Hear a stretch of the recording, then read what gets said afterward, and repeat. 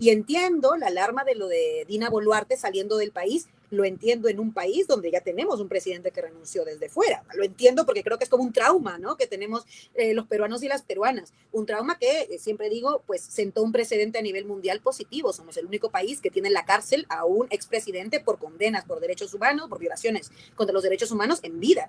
Somos un precedente a nivel internacional. Esto es alucinante. Pero entiendo que tengamos el trauma, ¿no? El trauma de que se van y lo primero que hacen es escaparse de la justicia y a ver cómo logramos esta vez que se repita la historia y no salga impune, ¿no? La asesina Dina Boluarte. Pero sí creo, es una intuición, no sé cómo lo ven ustedes, que no me da la impresión de que se vaya a ir porque siento que no lo necesita todavía. O sea, no estoy segura de si esto sea así, podría intentarlo, pero como veo que todavía es tan férreo y tan cómplice el papel de todos los poderes con ella, ¿no? Apoyándola y sosteniéndola, yo siento que todavía no ha llegado ahí, a tener que irse, digamos, pero nunca se sabe. Y no está mal, ojo, tener la alarma y la alerta, pero yo creo que la evidencia, más que el hecho de que viaje a Brasil y todo lo demás, es entender que esa constitución no vale nada y que le permiten por eso ejercer inconstitucionalmente todo el tiempo a esta dictadora, y eso nos tiene que hacer pensar también entonces que no se resuelve con nuevas elecciones realmente nada, sino que necesitamos un nuevo pacto social, porque el que tenemos ya no es ni pacto ni social, y por eso necesitamos una nueva Carta Magna que realmente inspire respeto, tanto de quienes estén en contra como de quienes estén a favor, porque esas son las constituciones legítimas, las que logran unos consensos amplios con un país y entonces merecen un respeto. Nuestra constitución no tiene el respeto ni de los suyos y por eso hay que cambiarla. El Perú ahora se despertó, los hombres del Ande, los chancas, los aymaras, los nativos, vamos a cambiar la historia del Perú, carajo. Nosotros nunca rendimos, aymaras nunca se rinden, hermanos, está firme, hermanos, por eso estamos hoy día bien haciendo asamblea. No queremos a la Dina asesina. Igual, el fiscal de la nación, congresistas, todo, que se vaya. Con nuestros derechos estamos reclamando. Nosotros no salimos con bomba ni pistola, sino con nuestras palabras hablamos la verdad.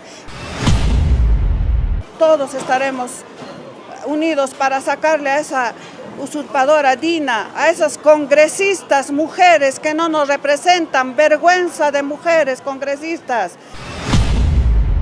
De igual manera, hacer un llamado a todas las organizaciones, unidad, porque solo el pueblo va a salvar al pueblo, la verdad. Esa es la pura verdad. ¡Que viva el pueblo peruano! ¡Viva! ¡Abajo Dina Boluarte! ¡Abajo! ¡Abajo Congreso golpista! ¡Abajo! ¡Abajo Poder Judicial corrupto! ¡Abajo! ¡Abajo Fuerzas Armadas genocidas! ¡Abajo! ¡Palmas, hermanos! Hay una persona que voy a transmitir su pregunta tal cual para ver un poco cómo la gente de repente siente en ese sentido, ¿no? Dice: señor y hermano Timoteo, por favor pregunte si ellos y ellas podrán venir al Perú para la protesta. Y dice a continuación: es facilísimo hablar, y pone caritas molestas, ¿no? Y eso a mí me hace pensar, transmito la pregunta tal cual, no necesariamente la suscribo, pero creo que es un ejemplo del sentir popular. Entonces, yo no sé, por ejemplo, si Laura estuvo en el Perú o no estuvo en el Perú, si Anaí estuvo en las manifestaciones o no, por lo menos yo no las encontré en la manifestación, pero seguramente han estado, no lo sé. Cada uno tiene su agenda y lo va haciendo, pero esto nos lleva un poco, Laura, Timoteo, a esta necesidad de liderazgo que la gente tiene, porque hablarle un poco en decirle, no, la convocatoria tiene que estar cada uno desde su puesto, tiene que, como que suena un poco, digamos, etéreo, un poco impreciso, poco tangible, poco objetivo. Entonces, ¿cómo podríamos construir liderazgos? O sea, yo conversaba con Timoteo, me parece, el día de ayer, y decíamos, bueno, en realidad partidos políticos ya no hay, ni de izquierda ni de derecha, hay que ser sinceros. O sea, si nos fijamos en la representación que tienen esos partidos en el Congreso, tendríamos que decir que los partidos políticos han muerto. Y en este momento lo que tenemos es una serie de figuras, ¿no? Con más o menos presencia, con más o menos ponderación, con más o menos recordación por parte del público y con un perfil más o menos definido. Pero resulta que esas figuras no se unen, no se integran. Cada una va a un espacio determinado, así como Willax o Canal N invita a Mulder y a Vitocho, en los programas de prensa alternativa aparecen todas estas personas con un nivel de experiencia adecuado, con una trayectoria de vida correcta, con el mismo deseo de salir de esta crisis y construir un nuevo Perú, pero no se juntan. No vemos, y creo que la pregunta de nuestra seguidora transmite un poco eso, ¿no? Yo no escucho que, por ejemplo, no sé, por poner un ejemplo que se me viene a la cabeza, yo no escucho que, por ejemplo, Mirta Vázquez está conversando con Sergio Tejada o con tal o cual líder, digamos, que podrían, digamos, tener una buena recordación entre la gente. Últimamente se habla, por ejemplo, de la participación del rector de la UNI, etcétera. Todos pueden tener pensamientos disímiles, no tienen que tener un pensamiento, digamos, uniforme, pero no vemos que están conversando. No lo vemos. Y yo creo que la gente está necesitando de líderes. Y seguramente hay líderes, como comentábamos también con Timoteo, hay líderes en provincia que tampoco los vemos, digamos, dialogar. Y yo creo que lo que se necesita es un poco eso. ¿Cuáles serían tus reflexiones al respecto, Laura? Son varias cosas. La primera es que, claro que hemos estado en las manifestaciones. La primera es que claro que hemos estado en las manifestaciones. Lo sabe Timoteo porque, por cierto, con él sí me encontré. Quedamos alguna vez por allá. Yo estuve en 4 manifestaciones en el lapso de 10 días. Así que claro que estamos en las movilizaciones. Y luego, también es verdad, por cierto, no quiero hablar por Anaí, pero sé que Anaí está en todas las movilizaciones. De hecho, un colectivo al que pertenecemos, que es Mujeres por una Nueva Constitución, está presente en todas las manifestaciones.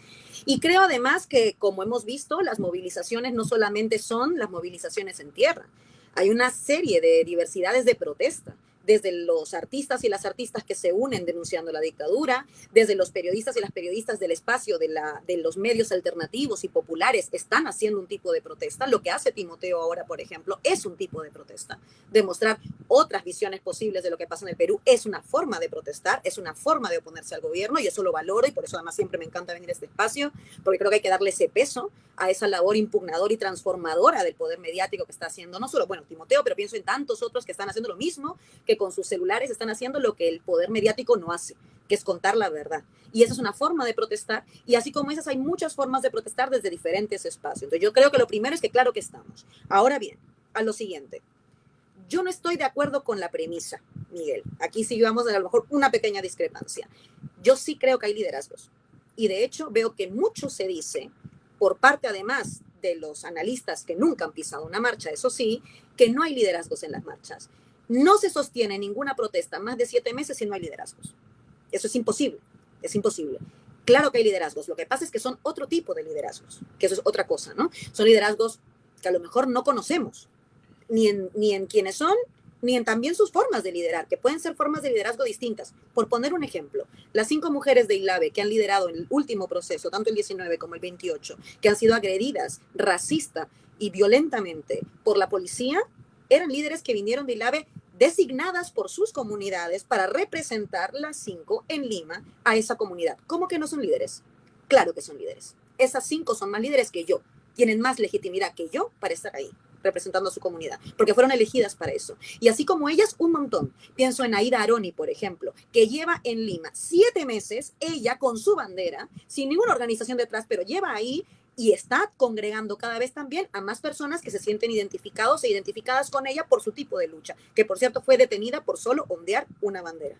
Pienso en los brigadistas y en las brigadistas que aprendieron a desactivar bombas lacrimógenas en el proceso del 14N en 2020, pero que siguen ahora haciendo exactamente lo mismo. Están liderando la vía de precisamente controlar la represión cuando llega, y llega muy brutalmente, a las manifestaciones. Y así como esos y como ellas, hay muchísimos líderes y muchísimas lideresas, pero no los conocemos.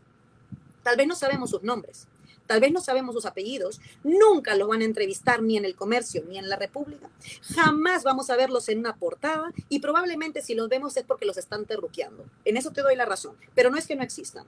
Hay que dejar de decir que no existen, porque yo creo que ese es un discurso que tal vez lo que está haciendo es precisamente, y voy a citar a otro comentario que he estado viendo aquí en el chat, a Oscar, que decía, los liderazgos no se imponen al pueblo. Estoy de acuerdo con Oscar. ¿Por qué tenemos que imponer ningún liderazgo nosotros al pueblo? Yo no tengo ninguna autoridad para hacer eso y jamás lo haría. Los liderazgos emergen de ese proceso.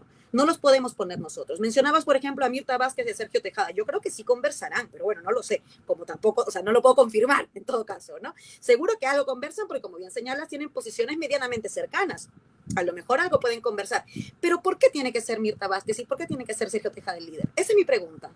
O sea, yo creo que ellos tienen que estar en las movilizaciones y creo que la labor que está haciendo Mirta y Sergio, por cierto, que los sigo mucho y los leo mucho, es muy importante porque han llamado a la movilización, porque han denunciado a la dictadura. Yo valoro mucho eso que están haciendo ambos. Me parece fundamental lo que están haciendo. Necesitamos que quienes han sido parte o siguen siendo parte, si queremos, de una clase política más conocida, que tiene más exposición porque han ocupado algún cargo público, político, ¿no? Se manifiesten en contra de la dictadura. Me parece valiente lo que hace Mirta y lo que hace Sergio en un momento en que no lo hacen todos, ojo. Me parece muy valiente. Pero ¿por qué ellos tienen que liderar la marcha?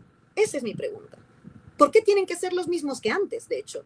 Insisto, yo creo que aquí hay una lectura que tenemos que repensarnos nosotros también, ¿no? Que a lo mejor estábamos acostumbrados a un tipo de liderazgo porque estábamos acostumbrados a un tipo de proceso político que ahora también ha cambiado. Los liderazgos tienen que ser distintos, pero no es que no los haya, si ya los está viendo.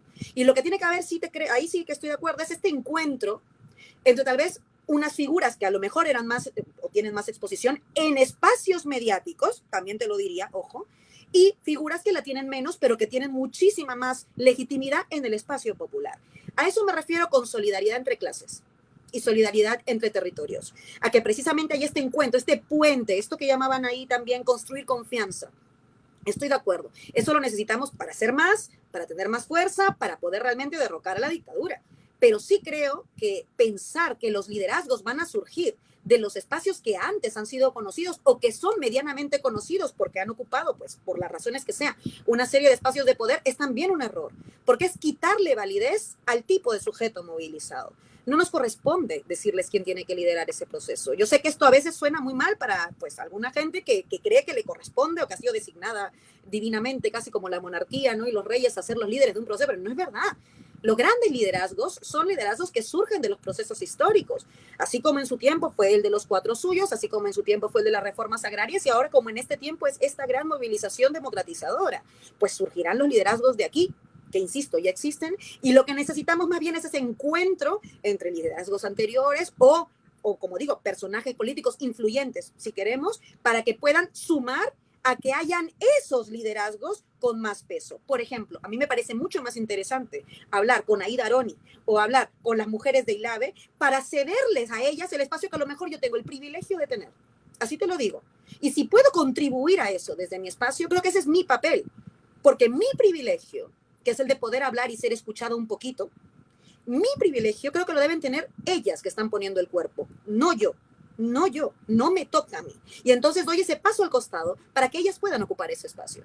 Creo que esa es la gran lección de este momento. Esa es la gran lección que tenemos que tomar también, quienes por lo que sea hemos tenido algún espacio pues de difusión, de influencia, o pues aunque sea nos escuchan algunas personas, pues creo que tenemos que demostrar que es el momento también de unirnos de esta forma y muchas veces eso significa pues callarnos un poquito o dar un paso al costado para que en ese momento hable otra persona. Eso para mí, además, no sería solo una lección de este proceso histórico, sino que sería la gran lección de este momento político en el Perú, porque permitiría entender, cuando hablamos de nueva constitución, por ejemplo, que no pueden ser las voces de siempre las que escriban también esa nueva constitución. O sea, derivar los líderes tienen que ser los anteriores, estamos a un pasito de decir, y los que escriban la constitución tienen que ser los ilustrados, tienen que ser los que han estudiado en las universidades, los que tienen doctorados y los que no sé qué. Y yo no estoy de acuerdo con eso. Yo creo que el Perú no está representado por quienes tenemos una maestría o un doctorado.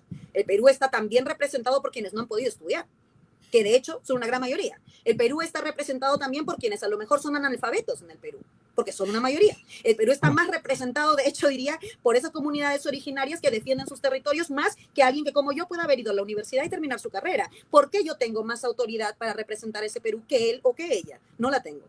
No la tengo, la verdad.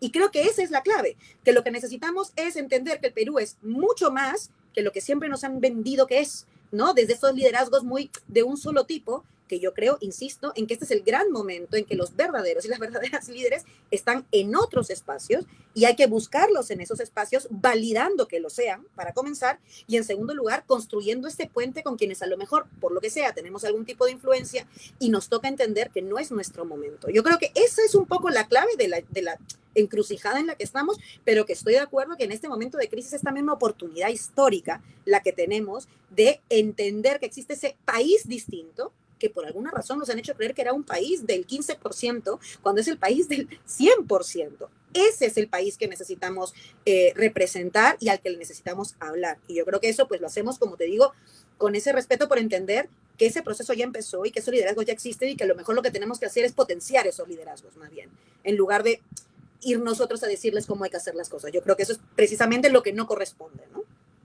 Bueno, en todo caso, para cerrar el tema, si me permites, hay, o de repente reformulando, hay liderazgos sectorizados y justamente estábamos hablando de humildad democrática, estábamos hablando, y en eso, digamos, estuvimos de acuerdo, de que estos líderes que están, digamos, sectorizados en tal lugar o en cual lugar, en tal sector o en cual sector, tienen que acercarse y conversar, ¿no? Tienen que acercarse y conversar. Y eso es lo que no está ocurriendo. Por eso es que yo comentaba la reacción de esta seguidora, que en realidad se repite, ¿no? Y se va viendo, y tenemos que un poco aterrizar, ¿no? Estas ideas fuerzas, ¿no? Humildad democrática, para que nadie se sienta líder y los liderazgos salgan de manera natural y espontánea. Acercamiento entre los líderes, porque finalmente, ¿no? Necesitamos un líder, alguien que represente. A las finales no podemos dejar de decir que la política es antropomorfa, ¿no? Y que finalmente cuando vamos a elegir, vamos al final tener que elegir a una cabeza, alguien que conduzca un proceso. ¿No es cierto? Obviamente no estamos hablando de un caudillo ni de un mesías, estamos hablando de alguien que tiene detrás de sí, ¿no? Todo un equipo de gente que antes ya consensuó y ya lo eligió como su líder, ¿no? Entonces, un poco la aproximación de esos líderes sectoriales es lo que podríamos tomar como conclusión, Laura, ¿sí? Sí, yo creo que sin duda has dado en el clavo en el sentido de que hay que conversar, que es una cosa que, por cierto, es la política. O sea, la política no existe desde la individualidad. La política es siempre colectiva. Si no nos unimos, estamos arruinadas. No vamos a lograr cambiar nada. Eso es así. Y esto es algo de lo que hemos hablado, creo que en otras ocasiones, ¿no? Que literalmente lo único que tenemos en nuestra vida, los que no tenemos poder, es la posibilidad de unirnos entre nosotros. Yo creo que el Perú Moviliza está dando un ejemplo de eso porque se ha unido para manifestarse. Tal vez lo que está faltando es un poco lo que dices, como esta segunda fase que apunta Miguel, ¿no? Esta unión para tener una propuesta concreta ya política a lo mejor, ¿no? Lo que hablaba también un poco Ana, y esta articulación política. Ahora, yo no sé si saldrá un líder de ese proceso, a lo mejor salgan más de uno, también puede ser. Y esto es, además también te digo, esto es también normalidad democrática, ¿no? Y que a lo mejor ahí pues tengamos algunas diferencias, porque saldrán algunos líderes con los cuales yo esté más de acuerdo y algunos líderes con los cuales esté un poquito menos de acuerdo, porque puede salir alguien a decir, por ejemplo, el gran objetivo es el adelanto electoral, ¿no? Y yo estoy un poco de acuerdo con eso, pero no estoy de acuerdo con que sea el gran objetivo, por ejemplo, ¿no? Y si alguien me dice que el gran objetivo en realidad es la nueva constitución, que pasa por un adelanto electoral, pero que lo principal es llegar a esa nueva constitución, me sentiré más cercana con ese segundo. Pero está bien, o sea, creo que está bien también que de ese proceso pues surjan estos liderazgos que, como digo, ya existen, que se encuentren entre sí con un pliego de demandas muy concreto, pero que luego también pues por ahí tendrán sus diferencias. Esto, por cierto, este pliego de demandas sí que existe. O sea, yo creo que hemos podido ver en los últimos 7 meses que con algunas añadiduras, algunas diferencias, el gran pliego de demandas no ha variado ni en una coma, ¿no? Es fuera Dina Boluarte, fuera Congreso, que lo puedes llamar cierre del Congreso, en fin, pero fuera Congreso también, ¿no? Adelanto electoral para llenar lo que ocurra cuando se vaya el Congreso y Asamblea Constituyente. Son los 4 pedidos que ves en todas las plataformas de demandas. Algunas además añaden libertad para Castillo, algunas además añaden restitución de Pedro Castillo, algunas además añaden, por cierto, ¿no? Soberanía sobre nuestros territorios, sobre nuestros recursos naturales, otras añaden también, por ejemplo, esto lo he visto, no sé si si lo han visto, pero eso se ve cuando ves la diferencia entre los pliegos de reclamos, ¿no? Algunas añaden directamente temas económicos, el acceso a la salud y a la educación como derecho. Entonces, hay como algunos añadidos, pero lo que siempre se repite son esos 4 puntos. Entonces, en realidad, sí hay ya una plataforma de demandas concreta. Faltaría, estoy de acuerdo, que es como que los actores que puedan ser, vamos a llamarlo voceros, a lo mejor, en lugar de liderazgos, para, ¿no? Porque hay líderes, yo creo, pero es verdad que necesitamos como unos portavoces de estas 4 grandes cosas, pues estén más fortalecidos, si queremos, que salgan más en espacios a difundir ese mensaje, pues en eso estoy de acuerdo. Y sí creo ahí, ojo, que la labor de la prensa independiente va a ser fundamental, porque no los van a entrevistar en ningún medio del poder mediático. Pero no les van a dar ni un centímetro, no les van a dar ni un minuto de hora en radio, ni un minuto de hora en televisión. Y si se lo van a dar, va a ser, insisto, para terruquearlos, para debatirles, para maltratar a nuestros hermanos y hermanas por tener una opinión distinta a la de la dictadura. Y entonces creo que es bien importante que seamos conscientes de que esas grandes demandas en realidad ya son de consenso. Ya son, no sé, esto es muy evidente cuando vas a las marchas, o me pasaba a mí cuando estuve en las marchas también, era evidente que nadie ahí entendía que estas 4 cosas no iban juntas. Entendían que las 4 tienen que pasar juntas. El fuera Boluarte, fuera Congreso, el adelanto electoral y nueva Constitución. Era como un paquete, un combo, ¿no? El combo democrático, podemos llamarlo. Pues ese combo democrático sigue siendo el mismo hasta hoy. Y como te digo, habrá algunas discrepancias, insisto, entre quienes pues piden la libertad a Castillo, restitución a Castillo, soberanía sobre recursos. Sobre esto podemos hablar, porque yo soy la primera que cree que libertad a Castillo sí que debería ocurrir inmediatamente, también te lo digo. Pero entiendo que pues a lo mejor tiene menos consenso eso que otras cosas, lo entiendo, y entiendo entonces que pues no me toca a mí, digamos, forzar esa agenda. Pero la agenda está. Tal vez lo que nos está faltando, apuntando un poco a lo que dice Miguel, no es estas vocerías, estas portavocías, digamos, contundentes que puedan hacer este puente con también el poder mediático, con también el poder político, con también espacios de cierta influencia, porque mientras más seamos, pues más fuerza tendremos para de verdad derrocar a la dictadura, ¿no? Muy interesante, Laura.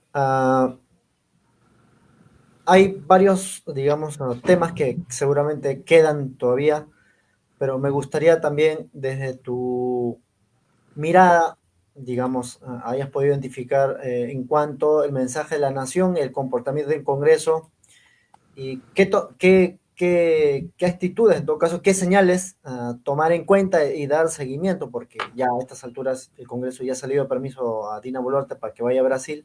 Muchos alertan que es inconstitucional y eso forzaría, digamos, una vacancia. Eso es lo que más o menos se comenta. Pero, digamos, el mensaje de la nación que tal vez has podido escuchar de parte de Dina Boluarte y la actitud del Congreso de la República y los medios de comunicación, ¿cuáles son los apuntes que más o menos has podido tú tomarlo? Diría que hay 2 apuntes. El primero más un tema político y el segundo una alerta. El tema político es que te diría que es la primera vez en la historia que el mensaje a la nación no lo ha dado la presidenta, lo ha dado la gente. O sea, el mensaje a la nación no fueron las horas que se pasó ella hablando ilegítimamente en un Congreso que también es ilegítimo, ocupando un cargo ilegítimo para esa persona, sino que el mensaje a la nación es el que estaba en la calle. Insisto, el 28 de julio, seguro lo recuerdan, ha habido mucha gente manifestándose durante horas, por cierto, durante horas ha mantenido la movilización pese a la represión que también hubo muy fuerte el mismo 28. El 19 de julio se cuidaron un poquito, pero el 28 otra vez arremetieron con todo, sobre todo, por cierto, hay que decirlo, ¿no?, contra nuestros hermanos y hermanas que venían de fuera. Eso tampoco es casual, porque el componente racista de la represión es una evidencia también desde el primer día. No es casual que haya habido una masacre en Juliaca y ejecuciones extrajudiciales en Ayacucho y solo un muerto en Lima, que es Víctor Santisteban Yaxavilca, que tampoco, por supuesto, que es condenable, pero insisto que eso muestra el carácter racista de la represión, ¿no? Y del mismo modo hemos visto el 28 de julio que también hubo ese racismo por parte de las fuerzas del desorden, si queremos. Ahora, insisto, diría que la primera clave es que el mensaje a la nación no lo dio la presidenta, lo dio la gente. Y eso siempre es una buena noticia. Cuando un gobierno ilegítimo no es ni capaz de marcar la agenda, es que ya estamos avanzando. La agenda la están marcando nuestros hermanos y hermanas hace mucho. El gobierno no es capaz de marcar agenda, ni siquiera con las medidas que ha dicho. Si nos ponemos a pensar, yo he leído entero el mensaje y lo he escuchado entero, pero díganme, ¿hay algo que resaltar de ese mensaje? O sea, honestamente, realmente nada. O sea, es como vacío. Es palabras sobre el vacío. Es cáscara. Entonces, claro, por eso digo, es la ilegitimidad evidenciada en horas de mensaje y en palabrería barata. Eso es lo que ha sido el mensaje. Ahora, lo que sí diría, el segundo punto, es la alarma, ¿no? Sí es verdad que ha anunciado una cosa que sí me parece importante. Ha anunciado que iba a pedir facultades al Congreso, que de facto ya gobierna con ella. Como decíamos, estamos de acuerdo en que es un sistema parlamentario de facto hace mucho en realidad, para que le permitan gestionar en temas de seguridad nacional. ¿Qué significa esto? Que lo que está pidiendo es recrudecer, ¿no? Recrudecer las medidas contra cualquier tipo de ejercicio de un derecho democrático como es la protesta o la manifestación, o incluso la disidencia política, o quién sabe la organización política, porque con con el disfraz de en pos de la seguridad ciudadana no voy a permitir que se reúnan más de 20, lo que estás haciendo de facto es evitar cualquier tipo de organización política, de lo que estamos hablando, por ejemplo, ahora, ¿no? De que haya encuentro entre portavoces de las manifestaciones, que quieran formar un bloque más amplio político que pueda disputarle a la dictadura su hegemonía. Pues claro, de pronto todo esto podría muy bien ser clandestino, porque lo que está haciendo Dina Boluarte es anunciar que eso es lo que ella quiere, ¿no? Literalmente penalizar y condenar abiertamente las posibilidades de encuentro político. Y eso a mí sí me alarma, porque si ya ha hecho lo que ha hecho hasta ahora sin esas facultades, imaginemos qué es lo que puede hacer con esas facultades. Entonces sí creo que ahí tenemos una alarma que la ciudadanía tiene que tener en el rabillo del ojo por estar preparadas. Y luego, sobre lo del tema del viaje a Brasil que mencionaba Timoteo, por supuesto que es inconstitucional, Hace mucho tiempo que este gobierno no respeta la Constitución, hace mucho tiempo que este Congreso tampoco. O sea, son los defensores de la Constitución, pero son los que más la violentan. Y los que queremos cambiar la Constitución somos los que más lo obedecemos. Esto es alucinante, ¿no? Es realmente una aberración que lo que demuestra es que esa Constitución ya no es legítima. En realidad, la evidencia de que no es legítima es que quienes la defienden la vulneran.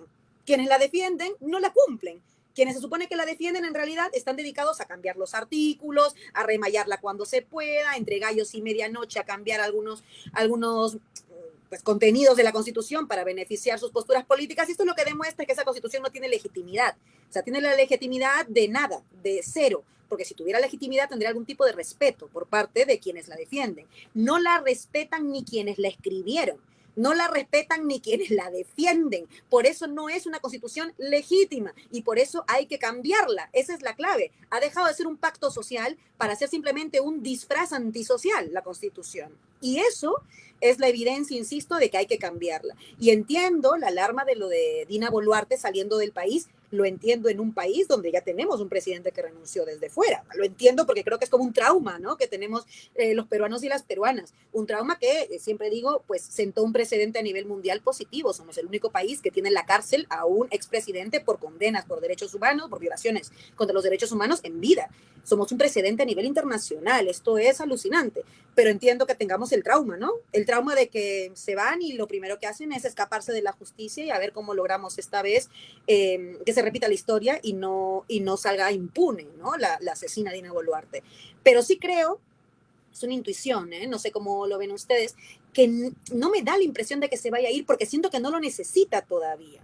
O sea, no estoy segura de si esto sea así, podría intentarlo, pero como veo que todavía es tan férreo y tan cómplice el papel de todos los poderes con ella, ¿no? Apoyándola y sosteniéndola, yo siento que todavía no ha llegado ahí, a tener que irse, digamos, pero nunca se sabe, y no está mal, ojo, tener la alarma y la alerta, pero yo creo que la evidencia, más que el hecho de que viaje a Brasil y todo lo demás, es entender que esa Constitución no vale nada y que le permiten por eso ejercer inconstitucionalmente todo el tiempo a esta dictadora, y eso nos tiene que hacer pensar también entonces que no se resuelve con nuevas elecciones realmente nada, sino que necesitamos un nuevo pacto social, porque el que tenemos ya no es ni pacto ni social, y por eso necesitamos una nueva Carta Magna que realmente inspire respeto, tanto de quienes estén en contra como de quienes estén a favor, porque esas son las constituciones legítimas, las que logran unos consensos amplios con un país y entonces merecen un respeto. Nuestra Constitución no tiene el respeto ni de los suyos y por eso hay que cambiarla. Bueno, en realidad, añadiendo un poquito a lo que dices, el proyecto que se materializó finalmente en una ley violando la Constitución para que la presidenta pueda salir, ¿no? Se impulsa después de las matanzas, y eso parece ser más bien un producto de una negociación, probablemente entre Otárola y Dina Boluarte en un principio, para darle una vía de escape. Hay quienes dicen que en este momento todavía no lo van a hacer, ella va a ir, va a regresar, ¿no? Pero va a tener abierta la puerta Eso es. ante esto. Y sobre lo que comentabas, Laura, de este pedido o proyecto de ley que solicita facultades legislativas al Congreso, hay que añadir a eso también de que hay un proyecto de creación de una policía de seguridad y orden, ¿no es cierto?, que en realidad lo que está haciendo y se especula es una especie de policía política, ¿no?, a manos de Alberto Otárola, porque finalmente es un personal que en primer lugar no está adscrito necesariamente a la Policía Nacional y se dice que van a tener mando, pero no comando sobre esta gente. Entonces van a tener de alguna manera un grupo de gente, ¿no?, que va a poder usar armas, cuyo empleo o renovación de contrato depende un poco de qué tan bien se porten, y finalmente van a poder, digamos, dejar libre de responsabilidades a las jerarquías superiores que probablemente den la orden. No van a llegar hasta arriba, vamos a decir así, en el caso de que haya que tomar en cuenta las responsabilidades por algún hecho como una matanza o una cosa así. Entonces, esto es algo bastante preocupante y se junta con lo que tú nos decías del tema del pedido de facultad legislativa para el Ejecutivo, ¿no? Timoteo. Es clave lo que ha apuntado Miguel, solo por hacer un apunte, es clave lo de la policía que señalabas, esta especie de órgano, ya es un órgano en realidad casi paramilitar, es lo que está buscando, ¿no? Pero disfrazado de artilugio lingüístico para ponerle otro nombre, pero además por otra cosa, porque lo que estamos viendo es que lo que está iniciando es un proceso para poder sostener la violencia al margen de la ley. Ya antes sostenían la violencia contra la ley, digamos, porque las ejecuciones extrajudiciales no están amparadas por ninguna ley, pero ahora lo que está planteando es un paso más, es que la violencia sea ejercida al margen de la ley, ¿no? Como bien decía, sin cadena de mando, sin ningún tipo de legislación que pueda amparar esas acciones y donde respondan directamente a, pues, el que los dirige de turno. Y ojo, porque estas cosas las hemos visto en otros países. Hemos visto como, por ejemplo, en el caso del conflicto de Rusia y Ucrania, ¿no? Ha habido órganos como, por ejemplo, es el grupo Wagner, que directamente son soldados, si queremos, o son, pues, militares entrenados desde lo privado y que son, por tanto, contratados por el Estado para ejercer al margen de la ley. Es el libre mercado de la guerra, si queremos. El libre mercado de la violencia es lo más peligroso del mundo. Esto ya existe y de alguna manera Boluarte y Otárola están apuntando esas mismas maneras. Entonces, claro que es peligroso y, insisto, para volver un poco al inicio, esto es la evidencia adicional, la evidencia 1.000.000, si queremos, de que no solamente estamos en un gobierno dictatorial, es que no te puedes sentar con esta gente. Quien se sienta con esta gente no solo está avalando las matanzas, la represión, los allanamientos de locales, las prisiones preventivas, las detenciones arbitrarias, todo lo que hemos visto, está avalando incluso esto, que se esté validando la posibilidad de que la violencia funcione al margen de la ley y, por tanto, condenando a todos los peruanos y las peruanas a la más absoluta arbitrariedad de violencia contra ellos y contra ellas. Esto es alucinante. Y es lo que está pasando en el Perú. Entonces, cuidado, por eso yo digo siempre y alerto a la gente que esté considerando que se debe sentar con esta dictadura, por favor, no lo hagan, porque lo que haces es normalizar este régimen de guerra que ha implantado Dina Boluarte, que es un régimen de terror, y luego terruquea a los que marchan. No, el terrorismo es el terrorismo de Estado el que hay ahorita mismo en el Perú, donde tenemos una dictadora que insufla miedo a la población para que no marche, pero que además está instalando un régimen de violencia al margen de la ley peligrosísimo. Esto que ha dicho Miguel es clave para entender, digamos, los pasos a futuro que está utilizando la dictadura. Curioso, porque fíjate, acá hay una captura de pantalla, en este caso es de Wikipedia, pero no es como de alguna otra manera, es que nos trae para la reflexión, ¿no? Porque un compañero hizo un video y pude también revisarlo, y era cierto. Resulta que en la época del gobierno, digamos, dictadura de Pinochet, habían creado en este caso Dirección de Inteligencia Nacional, que era policía secreta para perseguir, para eliminar y desaparecer a los dirigentes y en este caso a organizaciones políticas que están en contra del gobierno. Incluso se llamó DINA, algo curioso. Bueno. Entonces, en cuanto a la creación de esta nueva policía del orden, ¿no? Del orden. De su orden, ¿no? Del desorden absoluto, diría yo. Pero ojo, esto también en Perú tiene un precedente, ¿no? El grupo Colina fue creado, de hecho, para precisamente lo mismo. Por eso digo que en realidad es la arquitectura fujimorista en versión 2.0 si quieres, ¿no? En versión actualización, como cuando la aplicación de tu celular te pide que actualices una nueva versión, pues lo mismo. Estamos viendo que Dina Boluarte y su régimen es en realidad la actualización a esta época, del siglo XXI, de lo que fue el fujimorismo de los 90. Y por eso es tan peligroso. Por eso es tan peligroso, porque ya sabemos cómo nos fue con esto, pero no solamente eso, sino porque nos creímos que los habíamos votado y los habíamos sacado. Y la lección principal que tenemos que sacar de este proceso es que no bastaba con sacar al dictador, con lo cual diría, entonces tampoco basta con sacar a Dina Boluarte. Ojo, aprendamos de la historia cuáles fueron los errores para no repetirlos ahora. Bueno, no se ha desterrado el fujimorismo, evidentemente, ha tenido una presencia parlamentaria y política en general importante. Y sin embargo hay otros partidos, que justamente quería tu reflexión al respecto, Laura, que si bien es cierto han perdido inclusive la inscripción a nivel del Jurado Nacional de Elecciones, otra vez se vuelven a reinscribir y aparentemente con los mejores auspicios de la prensa concentrada, de los empresarios y de los grupos de poder. Estamos hablando específicamente del Partido Aprista, que justamente y junto con eso acaban de ser, digamos, pasados como organización criminal a la etapa de investigación preparatoria por parte de la Fiscalía. Obviamente esa Fiscalía Autónoma que no depende de Patricia Benavides, tan es así que Jorge del Castillo está pidiendo encarecidamente que sea Patricia Benavides quien lo investigue, ¿no? Eso es lo que, como lo hizo Peláez Bardales en su tiempo a Alan García. ¿Cuál es la reflexión entonces, Laura Arroyo? Porque tenemos esta estructura que no termina de irse de este país, que aparentemente pasa de un momento a una etapa de latencia o letargo o no visibilidad, y después de eso vuelven a surgir, ¿no? Vuelven a surgir, y en realidad no es que hayan dejado de estar, sino que han estado prácticamente en calidad de esporas o han estado, digamos, de una manera silente, manejando todos los hilos del poder corrupto que siempre han tenido.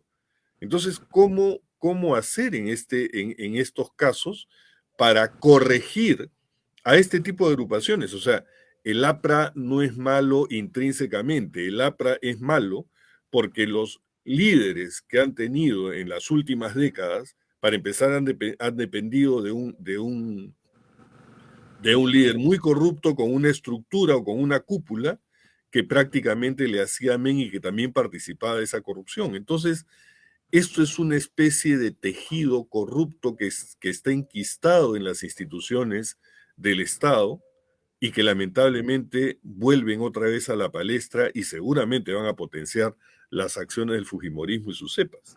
¿Cuál es la reflexión, Laura?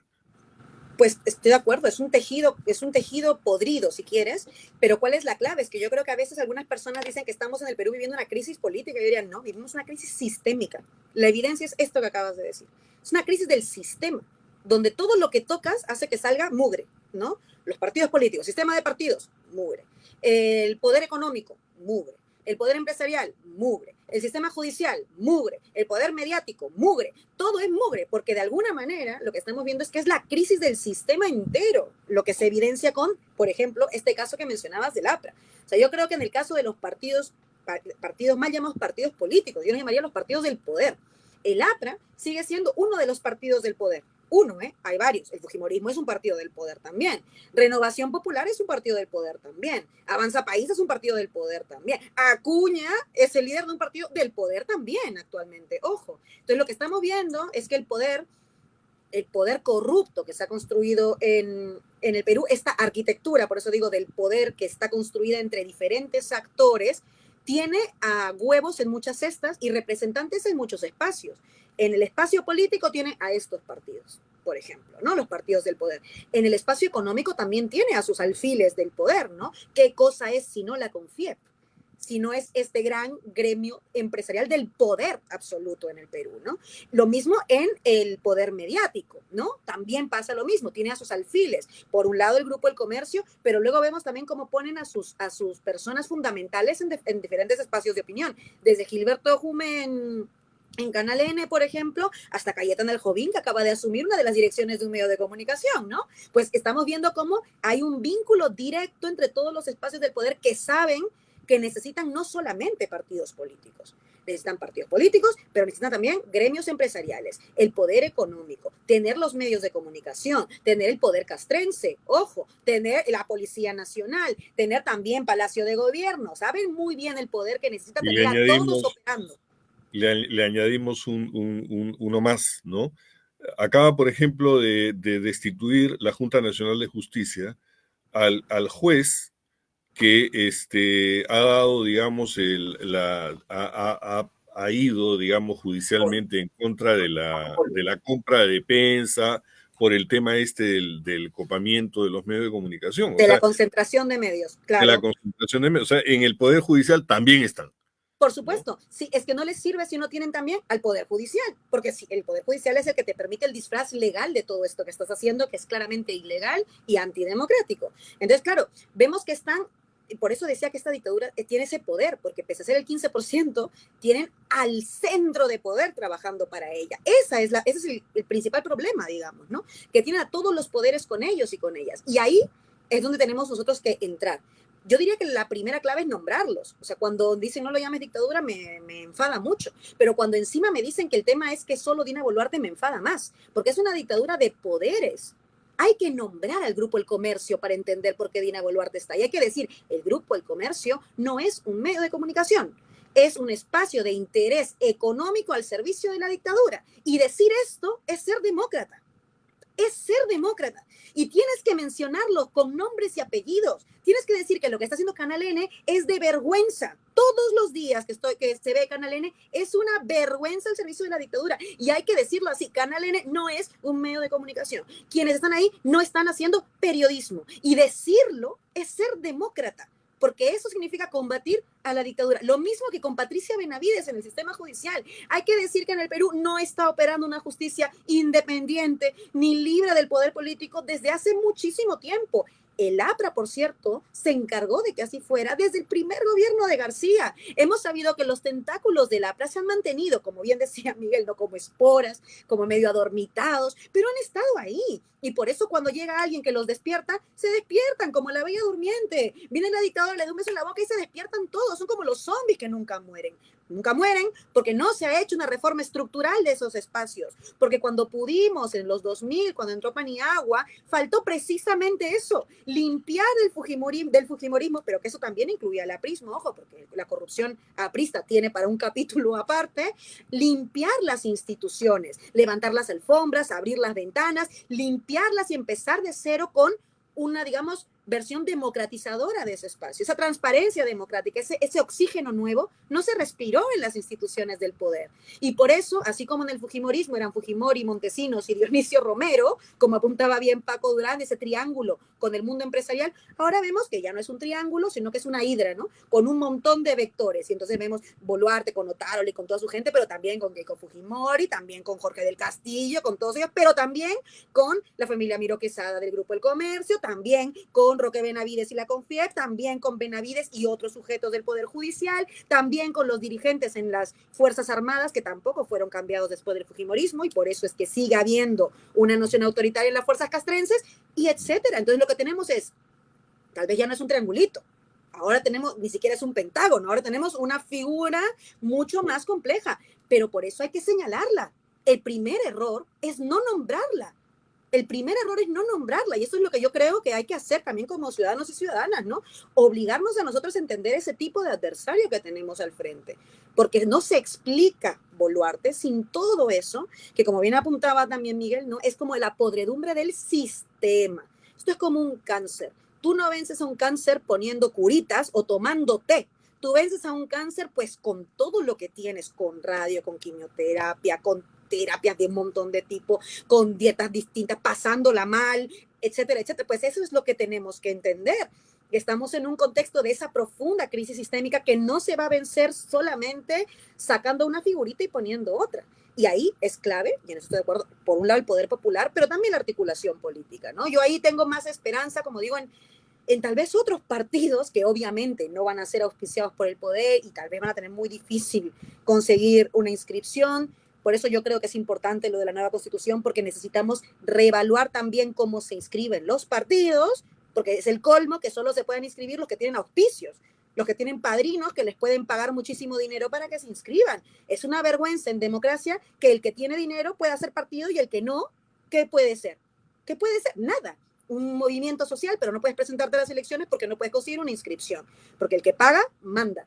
Y no podemos permitir que los partidos sean estas especies de combis electorales, ¿no? Donde solo pueden inscribirse unos muy poquitos. Tenemos que ver cómo cambiamos eso, pero eso es parte de una discusión más amplia que de una reforma de partidos. Tiene que ser una reforma, por eso digo, integral, que se incluya dentro de un nuevo pacto social para definir también cómo nosotros nos queremos representar, cómo queremos que estén conformados los partidos, qué reglas tendrían que cumplir para poder presentarse, y ese es un debate que debemos tener de términos nacionales, ¿no?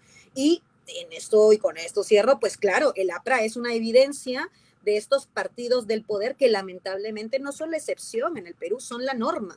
Y contra ellos es que también creo que se está manifestando el Perú movilizado. El Perú movilizado no pondrá en su plataforma de demandas que se vayan los apristas, pero están incluyéndolo de alguna manera porque el APRA es parte de la historia de la clase política de vergüenza que tenemos en el Perú. Está incluido, ¿no? Aunque no estén nombrados, y la muestra, la evidencia es un poco lo que decía Miguel, ¿no? Este contubernio, partidos y poder judicial, que al final del día hoy operan para lo mismo, trabajan todos para el poder, y por eso hay que acabar con esa arquitectura de poder. Muy bien, Laura nos ha, digamos, seguido los pasos.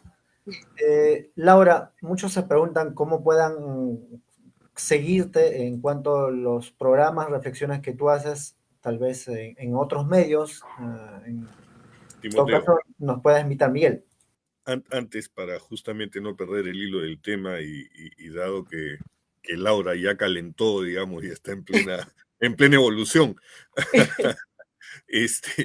Ahora escuchaba pues en la mañana en una entrevista en radioprogramas que le hacen a Patricia Juárez, ¿no?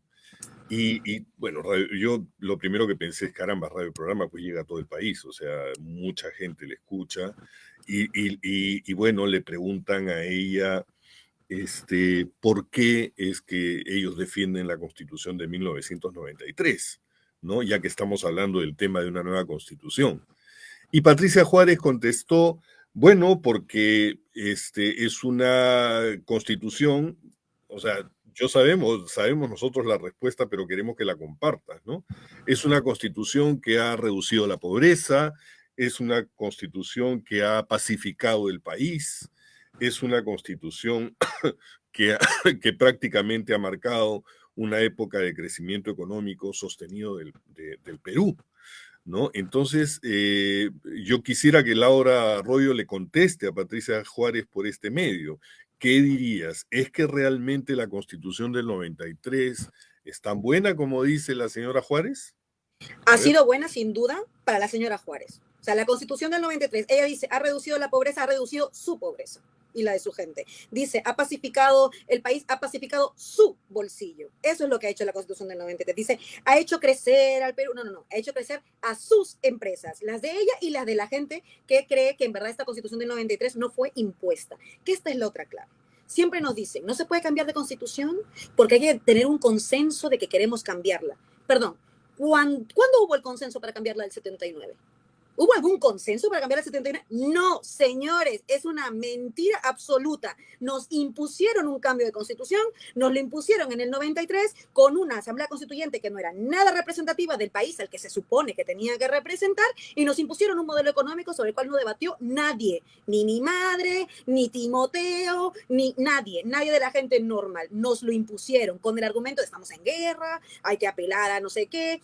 Decidieron cambiarnos una constitución e imponernos un modelo económico que, insisto, ha sido muy beneficioso para la señora Juárez, muy beneficioso para el fujimorismo, pero completamente nocivo para las mayorías del país. Una constitución que ampara que los capitales privados sean casi los únicos y exclusivos exportadores, dueños o que brinden derechos, es una constitución de vergüenza, porque está atentando de facto contra las mayorías. Y esto lo vivimos en la pandemia. O sea, que tampoco es que esto me lo invento y estamos pensándolo en abstracto. La Constitución es nociva porque lo vimos en la pandemia. La evidencia está la pandemia ha sido hace 3 años, ojo, que parece que hubiera pasado una década, pero hace 3 años vimos cómo las clínicas privadas, en lo peor de la pandemia, te cobraron miles de soles por una cama UCI, los balones de oxígeno era imposible encontrarlos y si los encontrabas también te clavaban un montón de dinero en el bolsillo, las farmacias privadas te cobraron 100 soles un maldito Panadol y ahora nos dicen que ese modelo es maravilloso, que ese modelo es el mejor, el que ha traído crecimiento, si ha traído crecimiento a las farmacias privadas, a las clínicas privadas y a toda esa gente cruel con las mayorías sociales. Es de crueldad decir que la Constitución del 93 es una constitución no solo legítima, sino positiva.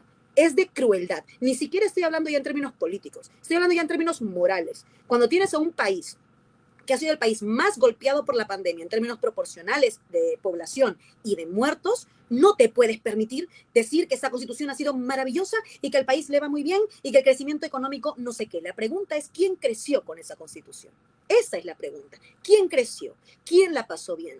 Esa es la pregunta. Nos hablan de crecimiento económico. Yo estoy en contra del crecimiento económico, de esa palabra, esa frase mal dicha, porque no existe el crecimiento económico si no crecen las economías del país. Y lo que parece que creció fue solamente esta idea macroeconómica, pero los bolsillos de las familias no crecieron.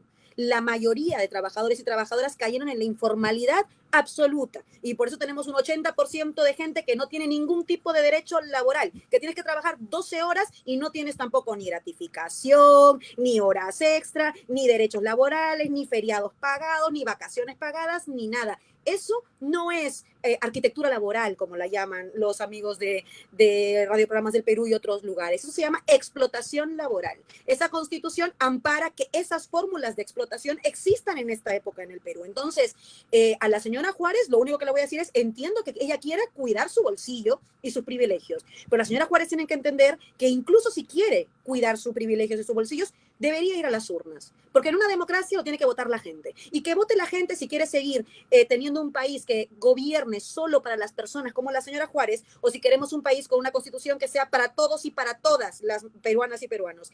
Esa es la clave, y yo creo por eso que hay que votar, y que la señora Juárez, el Grupo El Comercio, todos los poderes mediáticos que ya conocemos y los defensores de la Constitución que voten que no quieren cambiar la Constitución. Tienen derecho a votar que no. Mira, los demócratas y las demócratas les permitimos eso, que tengan derecho a votar que no. Y los que queremos que sí haya una nueva Constitución, votamos que sí.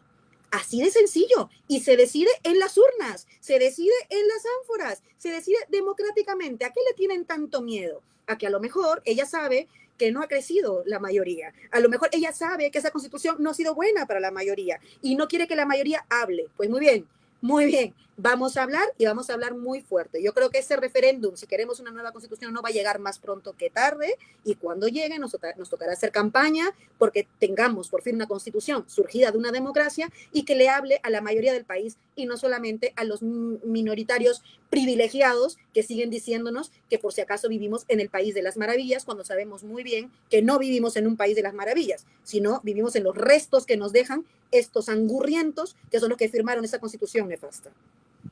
Comenzaría a soñar con un debate entre Laura Arroyo y la señora Juárez, entonces. Adelante, Timoteo. No, es algo que queda pendiente en cuanto a los debates, ¿no? Ese es lo que también se ha abandonado en campo de la política. No hay debates, salvo insultos que lanzan, y eso con la finalidad de no poder desarrollar esos temas, ¿no? Hay varios temas para tocar, pero esperemos también hacer ese tipo de, digamos, encuentros, de debates, porque también en la región de Puno, más o menos que he podido escuchar, de acuerdo que han tenido reuniones, digamos, ya internos de reflexión también, es que dicen, bueno, ¿ahora qué hacemos? O sea, somos conscientes que las fuerzas que teníamos no es como lo que tiene el poder, es decir, la logística. La gente tiene que trabajar, tiene que pagar cuenta, tiene que reponer, digamos, lo que ha podido dar parte de su tiempo. Y por otro lado, hay todavía, digamos, dirigentes que tienen de alguna otra manera una mirada que esta lucha continúa. Dicen que van a hacer visitas a varias regiones, ¿no? Desde la región de Puno, como unas delegaciones, ir a Cusco, Arequipa, a Ayacucho, a dialogar, a conversar y a debatir. Entonces, en ese espacio tal vez también nosotros trataremos en lo posible que Laura, tal vez en sus posibilidades, también pueda, tal vez haciendo contacto, entrevistarlo unos 10, 15 minutos para también de esa manera potenciar los liderazgos que pudieran, tal vez, puede hacer funcionar a lo que ya se inició, es decir, que la lucha continúa.